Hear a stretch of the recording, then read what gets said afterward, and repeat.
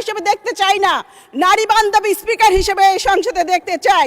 মাননীয় সদস্য প্রশ্ন করুন। 1 মিনিট সময় দেন মাননীয় স্পিকার, প্রথমে এসেছি, সময় সুযোগ নেই, প্রশ্ন করুন। মাননীয় স্পিকার, 2001-2026 সালে নির্বাচনে মাননীয় সদস্য 1 মিনিট, মাননীয় সদস্য 1 মিনিটে শেষ করব। না, স্পিকার যখন বলে প্লিজ কিপ কোয়াইট।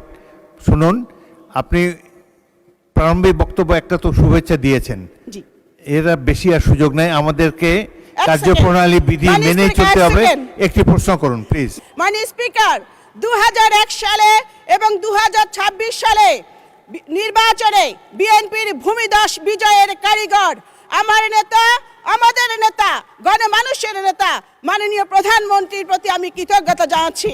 মাননীয় স্পিকার, এই সংসদে সংরক্ষিত নারী আসনকে অতীতে 30 সেট অলংকার হিসেবে বলা হতো। এই কারণে স্বৈরাচার এরশাদ লজ্জায় শরমে সাংবাদিক শফিক রহমানকে গ্রেপ্তার করেছিলেন। আমি আপনাকে বলতে চাই, আমরা যে 50 জন এই সংসদে এসেছি, আপনি যদি আমাদের কথা বলার সুযোগ দেন তাহলে আমরা 50 সেট অলংকার নয়, 50 সেট নারী জাতির অহংকার হিসেবে নিজেদের পরিচিত করব।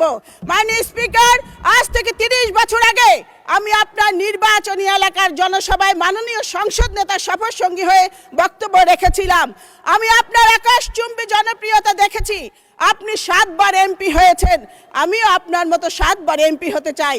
এই কারণে এই সংসদে কথা বলার সুযোগ চাই। মাননীয় স্পিকার, এই প্রত্যাশায় আমি মন্ত্রীর কাছে প্রশ্ন করতে চাই যে মাননীয় মন্ত্রীর কাছে আমার প্রশ্ন, Chittagong chemical complex, Khulna news print mill, Dhaka leather complex দীর্ঘদিন ধরে বন্ধ রয়েছে, এগুলো চালু করার কোনো পরিকল্পনা বর্তমান সরকারে আছে কিনা মাননীয় মন্ত্রী বলবেন কি? ধন্যবাদ মাননীয় স্পিকার।